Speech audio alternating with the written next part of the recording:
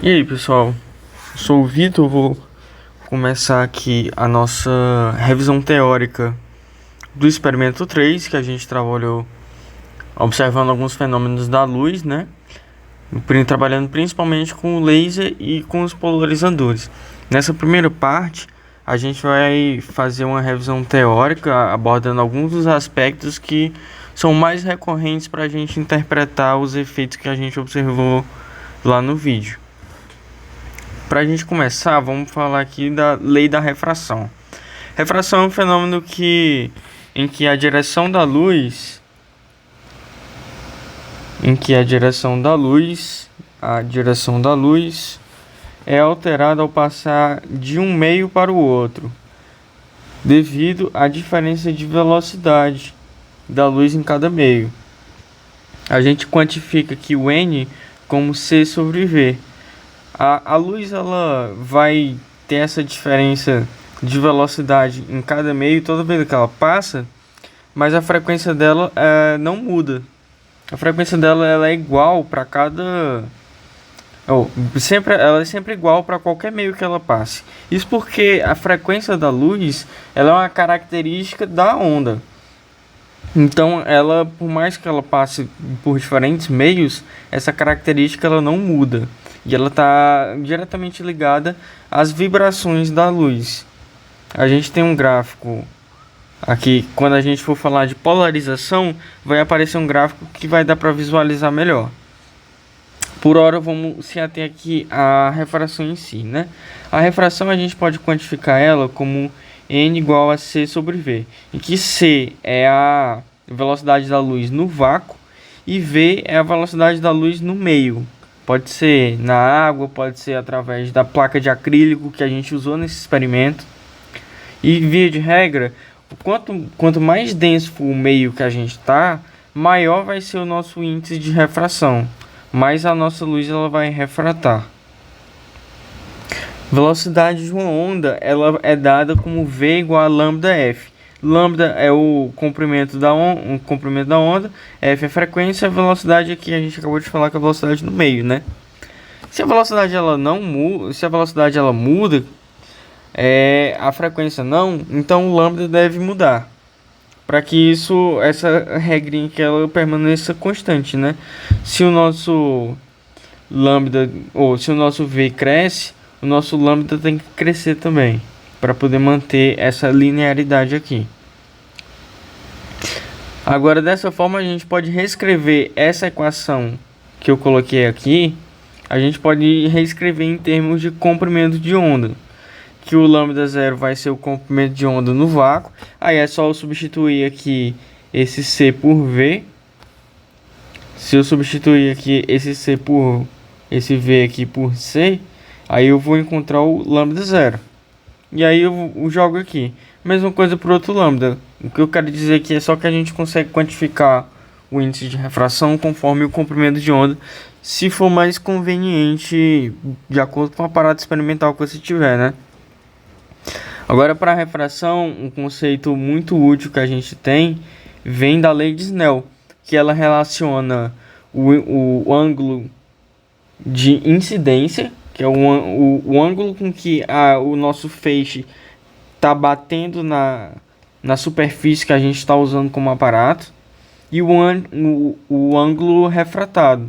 Isso aqui caracteriza bastante a refração. A luz ela vem aqui no caminhozinho dela normal, ela chega em um meio que tem uma densidade diferente, aí ela vai ter esse comportamento, ela refrata, ela muda de direção. Aí a gente consegue relacionar o índice de refração, que tem que fixar isso, né? Que aqui eu vou ter um N1 e aqui eu vou ter um N2. Diferença de densidade dos meios aqui, eu vou ter índices de refração diferentes. E uma forma de eu amarrar esses dois índices N1 e N2 é fazendo essa relação aqui da lei de Snell, que afirma que N1 seno de θ1 vai ser o N2 seno de θ2. É um efeito assim bem característico que você pode observar com facilidade. Aqui numa piscina, né, você vê uma bolinha ali dentro, você tem uma diferença de percepção da posição da bolinha. Isso acontece porque quando a luz chega aqui na água, é um meio diferente do ar que a gente está olhando aqui. E essa luz aqui, ela reflete na posição do teu objeto e ela volta para o teu olho, onde vai fazer uma projeção aqui na tua retina da imagem que você está observando, né?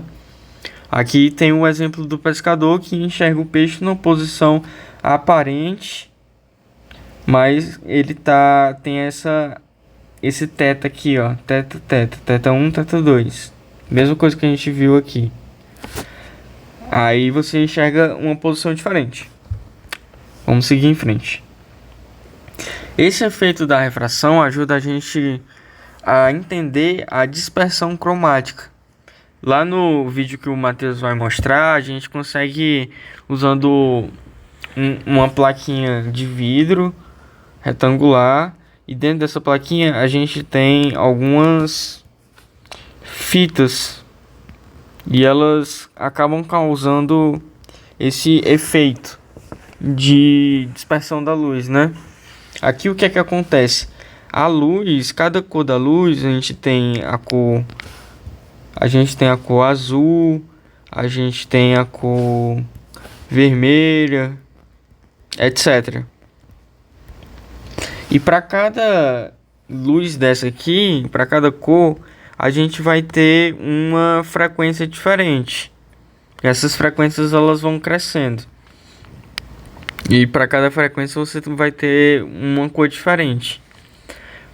Já que elas vão ter essas frequências diferentes, é de se esperar que elas tenham índices de refração F1, F2. Elas vão ter índices de refração diferentes, N1, N2. E o que é que isso implica pra gente aqui no efeito da dispersão? Isso implica que a gente vai ter um θ de incidência aqui, e aí a nossa luz ela vai refratar, pá, vai refratar de novo para cá. E isso, como tem ângulos de refração diferentes, a luz cada uma vai seguir um caminho levemente diferente, ó. Aqui a gente vai ter um delta θ de separação entre esses feixes de luz aqui.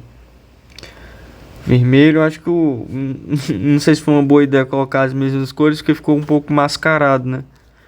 Mas espero que esteja dando para entender, ó, que cada uma vai refratar e vai para o seu caminho diferente. Beleza. Vamos seguir em frente para o próximo ponto. Lei da reflexão. Meu marca-texto. O raio de luz que incide na interface dos dois meios tem partes refletidas e partes refratadas. Essas partes refletidas, elas vão, ó, essa retinha aqui, ela é a reta normal, assim como está escrito bem aqui. Mas ela também serve como uma bissetriz, tá? Que o θ de incidência, esqueci de anotar aqui. O θ de incidência, ele é igual ao θ de reflexão. Então essa retinha aqui, ela é uma bissetriz. Bissetriz.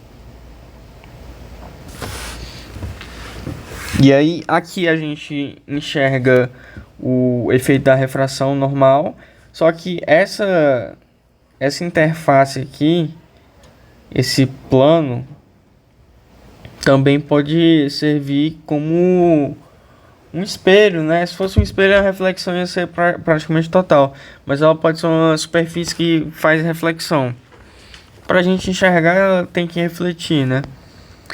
Aí a gente tem essa relação de que toda vez que a luz incide na interface, ela vem aqui, bate, uma parte dela vai refletir e a outra parte dela vai refratar. Os ângulos θ aqui, ó, θB e θI, eles vão seguir também aquela relação da lei de Snell que eu acabei de falar. Passando para um próximo ponto, que a gente vai falar da polarização da luz.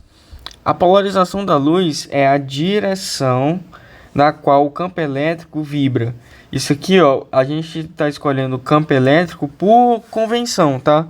Porque a gente sabe que a luz ela é composta pela interação aqui, ó, do campo elétrico com o campo magnético. Eles vão oscilando aqui perpendicularmente e essa onda eletromagnética é a luz que a gente conhece. Quando a luz é emitida por fontes como o Sol, o seu campo elétrico vibra em diferentes direções. Tá toda uma bagunça, não tá organizadinha. Quando a gente fala de polarização, a gente está falando de direção. Lembra disso? Quando a luz ela é emitida por uma fonte natural, né, como o Sol, ela vai vibrar de forma aleatória em diferentes direções. E nesse caso a gente fala que a luz ela não é polarizada, ela não polarizada. Mas como é que a gente pode realizar essa polarização? A gente pode fazer uma polarização por reflexão. A luz não polarizada pode ser totalmente ou parcialmente polarizada por reflexão.